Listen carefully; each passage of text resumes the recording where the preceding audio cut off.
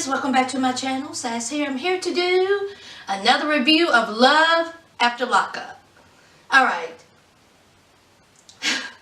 They had all the participants on last night. Okay? With the shenanigans and the tomfoolery and the kissing and the slobbering and the crying. Alright, let's get started.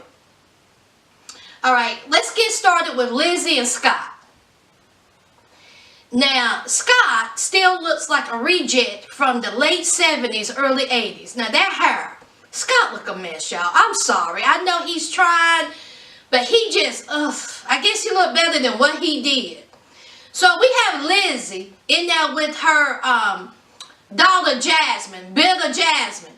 Jasmine, of course, every time we see her, she has to make it be known, I don't like Scott. Scott is an enabler. Scott is the reason why my mother was up in prison smoking heroin. Okay. So, her and Lizzie are having a conversation. Jasmine said, I'm going to do everything I can to break up this relationship. Okay? I do not want my mother with this man. Now, Jasmine, I know you want to have that mother-daughter relationship that you didn't have. Okay, what I'm trying to figure out, Jasmine, is why you are so hell-bent to get your mother away from Scott. I mean, she's grown. All right, she's just out of prison. She's going to spend time with you. Why are you so hell-bent to do this? Obviously, she ain't. Little child. Anyway. So we got broke down Scott, all right. He's nervous. He got something to ask Lizzie. So they out there in somebody's woods. In some field, side of the road, whatever. And he gets down on his crooked knee. Let me stop. Y'all know it took a good while for Scott to get down on that knee. Anyway, so Lizzie was like, oh my God, oh my God, oh my God. So he asked Lizzie to marry him. And at first, Lizzie was like, I don't know. I mean, I'm just out of prison. I mean, I don't know what to say. I mean, I don't know. Now, see, Scott, that's when you should have got up off of your crooked knee and said, listen here, heifer, I done spent $90,000 on you. I don't want to hear explanation. I want to hear a yes. I am broke because of you. Okay, I don't want to hear, wait a minute, you got Tourette's? The only thing I want to hear from you is Y-E-S. That's what I want to hear. So, of course, he's standing there on his crooked knee, looking like Ned in the funny papers. Okay? Foolish, mouth open. And so she hooed and hawed, and she finally, she says yes. Now, this is the thing, guys. All right? We all know the only reason why she said yes is because she thinks Scott has money. Okay? I mean, we know that when she tells Jasmine that they're engaged, Jasmine is going to have a fit. I'm talking about a 2-year-old tantrum. She is going to go off. Okay? And when Lizzie finds out that Scott don't have any money, what's she going to do, y'all? She's going to hoo-ha around the issue, But you should know, Lizzie, that something's not right when that credit card got declined. Dead on arrival. Okay, ding, ding, ding, ding. But no, she's not thinking about that. She's thinking that Scott has this money. All right. That's all of Lizzie and Scott. They're going to get married, y'all. Allegedly. All right, let's talk about Big Baby Clint. Child, y'all, Clint is still in that hotel room crying his eyes out. He done said that Trifling Tracy done took $100 out of his wallet, got the cell phone, took his car. She done smoked crack. She out there in the world living life. Okay. He has to go back home alone and sad. Okay. Now, literally, he cried in the car. Did y'all see him in the back of the... Honey, I bet you that Uber driver, cab driver, whoever driver was sitting here talking... Was sitting here like, Lord, what is going on? Y'all gonna pay me extra for this fire. I didn't come to work for this.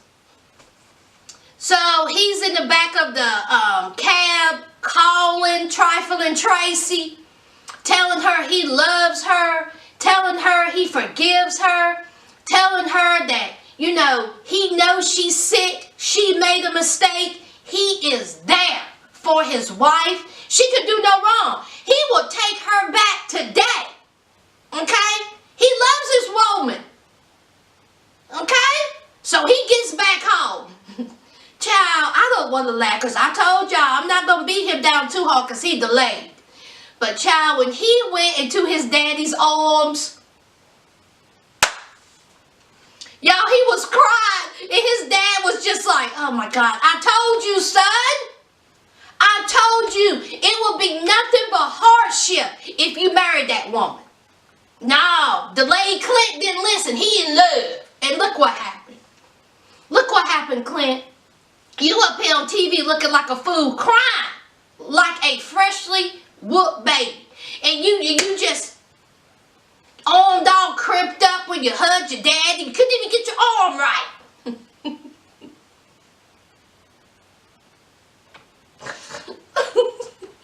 Well, listen, I know Clint's heart's broken, and I feel bad for him, but, honey, Tracy trifling. Ain't no telling where she at, child. Ain't no telling. She probably on her knees somewhere to tell the truth. So, y'all, what are you going to be like when he go back to work? I wouldn't want to go back to work. If I had to go into work, if I work at the same place as Clint, and I go into work, and I'm like, hey, y'all, who am I working with today? And they be like, oh, you working with Clint. I'll be like, bye, y'all. I'm sick. No way I'll be working with Clint. Clint is not emotionally stable. We don't know what Clint's mind's like. We don't know what Clint is going to do. We know he ain't going to be there to work. 80% of the time he going to be there crying, want somebody to listen to that. And honey, I know who I am and I don't have time for it. And you know that he ain't taking his not quite right pills. No. I'll be like,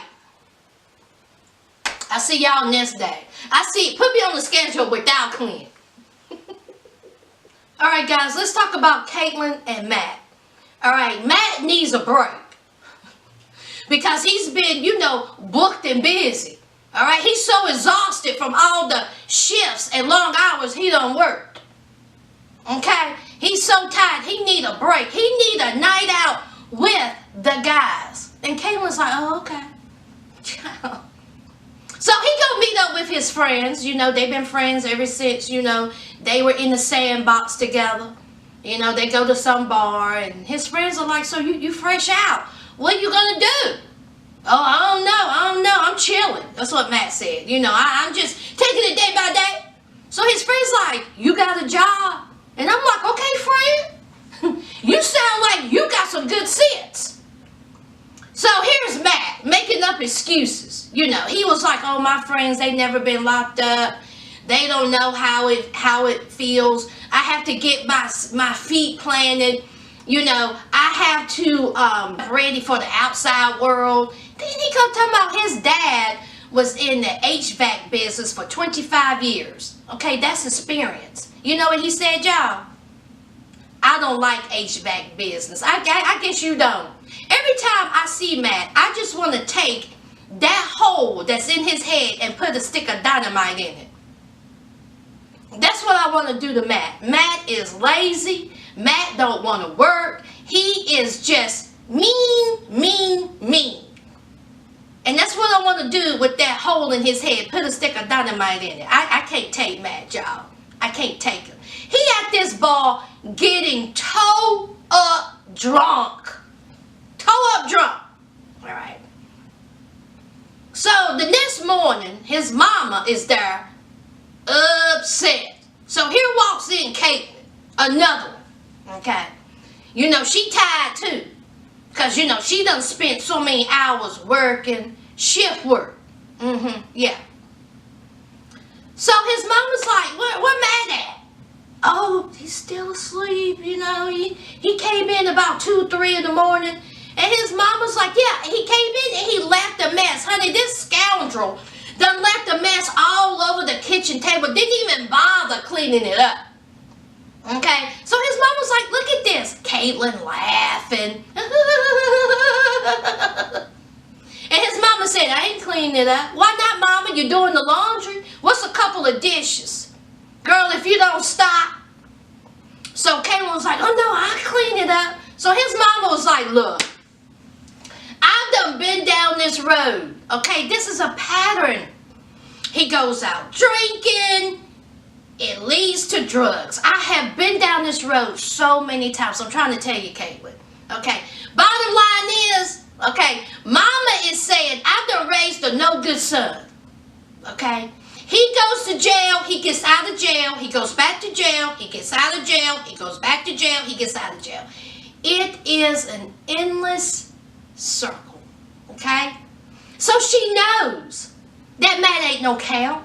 All right. She knows that eventually he's going to get back, he's going to go back to jail. And that's sad to say, but the mom has been down this road so many times, she's sick of it. And she is already looking toward him. She's already looking into the future of him messing up. I guess she looks at it that way to ease the blow. When it does happen, it won't hurt as much. So Caitlin is thinking that the mama is too hard on Matt, and the mother wants Caitlin to be as hard on Matt as she is. But Caitlin was like, I think I need to let him do his thing. I think I need to give him space. Meanwhile, Caitlin is saying, you know, I have been around drugs. And I know the effects of drugs. I know about relapsing. Caitlin, you got yourself involved with someone who was in prison and on meth. Okay? If I was someone who was so worried about my past, you know, being around a mother who was a drug addict, I wouldn't date someone who was a drug addict. That's on you. All of it's on you. You picked him. So they still up in that house. And here's the mama. We have a timer when y'all gonna get out. Here's Caitlin soon as possible. With what money? I don't even know why the mama asked that. How are they gonna leave? You're gonna need first month, last month, and a deposit. You're gonna need a good $1,200. Child. Mama, you might as well be ready to do laundry, clean up dishes, because those two ain't going nowhere no time soon. That's that. All right, guys, let's talk about Latino heat and Brittany. Now, Brittany is on her way to see her son, Giovanni. She hasn't seen him in 2 years, and he is with the baby's father. The baby's father, Tito, he had been locked up for 11 years in the penitentiary. Oof. Honey, when they say the term penitentiary, child, Lord. So, here's Latino heat, alpha dog, okay? He wants to be alpha male so bad. He's over there mocking, you know, this man. And, you know, trying to talk all big and bad. You know, he's like, just as long as there's no problem. Okay? If there's no static, I'm good. But, you know, I'm not going to have this man disrespecting me. Shut up, Latino heat. That man ain't got nothing to do with you. Okay? That's her son. By that man. You ain't got no rights to it. None. Okay? So you will sit back and you will behave and shut your mouth. So she goes and sees her son. Now, her son, when he comes running out of that house and gives her a hug, oh my God. How sweet was that? Honey, her son is adorable. He was so happy to see his mother. I mean, he haven't seen that woman in 2 years and he didn't miss a beat. The only thing he remembered is loving his mama, and that didn't change. Now tell me, if that don't keep you out of prison, Brittany, then there's no hope for you. No hope. Because, honey, that son, he loves you to death. So, that was just so cute. He's adorable. Child, right there stands Tito. Honey, Tito like he can bite the bark off of a tree. Honey, Tito's like, this is my house. Okay? My house. So, of course, Latino, Brittany, Tito, and Tito's woman was sitting in the backyard. And, you know, Latino, he tried to be alpha male. It didn't work. You know, Tito was like, look, we cool. All right? I want you to be part of my son's life. Bottom line is, won't start none, it won't be none. Latino, he just stand there looking at him. Where was all this mocking and what you was doing in the car? You are not the one to go against Tito. Honey, I bet you won't take his food. So, they leave. Giovanni is so upset. He's crying. And that was a sweet scene. So then we see Brittany. Brittany's going dress shopping with her ex-boo, Amanda, and her bunkie. What's her name, y'all? Sasha. Okay. Now listen here. We TV producers. Listen up. Next year, next season, I want Sasha on this show full time. That's what I want. Because Sasha, she was in jail. I did a poll underneath in my comments, and they think it's domestic and drugs. Now, I want to know what Sasha did, and I want to see her man. So, I want Sasha on the show next season. Y'all heard it here first, y'all. Sasha needs to be on that show. I want to know her backstory. Why she up here knocking, hitting her man upside the head with something? What y'all think she did, y'all? They fighting. We need her on the show. So Brittany goes to the dress barn to... Oh, y'all, let me stop. David's Bridals. Okay, I don't know where she went. Brittany's trying on these wedding dresses. Okay. We have Amanda in the cut, hating every minute of it. Because... Brittany is marrying Latino Heat and she ain't marrying her. Alright. I don't even know why this girl is there. You know, she loves Brittany. She wants Brittany to be in her life, not Latina Heat. So Sasha instigated, was like, oh, won't you go put on a dress? I want you to show Brittany what she missing. So Amanda goes back there and she puts her dress on. So they both standing there in this very awkward setting, looking at each other, telling each other they look beautiful, hugging, taking pictures. And I'm like, this is the dumbest thing I have ever seen in my life. Obviously, Brittany don't want to be with Amanda. She just want a threesome with Amanda. You can tell how the way Brittany was looking. Okay, she's with Latino Heat. She loves Latino Heat, and that's that. She just want to sleep with Amanda. All right? Bottom line, that's it. And those owners of that boutique, they having a conversation of, you know, who should be with whom. One of the owners was like, I think Brittany should be with Amanda. I'm like, do they know you? And they're so willing to say, I just got out of prison. And the owners was like, all right. I guess since we's taking care of everything, I'm good. So, anyway, that whole scene was just whack. I just was like, God, please. Let's get into the trio of fools. So, we have Megan. Megan is so happy because her boo is on his way. She is freshly showered. She is putting on her makeup. She is waiting on her man, Michael. Okay? Michael's on his way, y'all. Here comes Michael. Michael's saying that he has been waiting so long to sleep with Megan. He just can't wait. You know, he wished that it was Megan that he slept with before Sarah, but hey, a man's got to do what a man's got to do. Sarah was there, opportunity not. He didn't like it. But hey, you know, he had to do what he had to do. So Michael shows up. He got flowers, you know, his fresh dew hanging. He clean, y'all.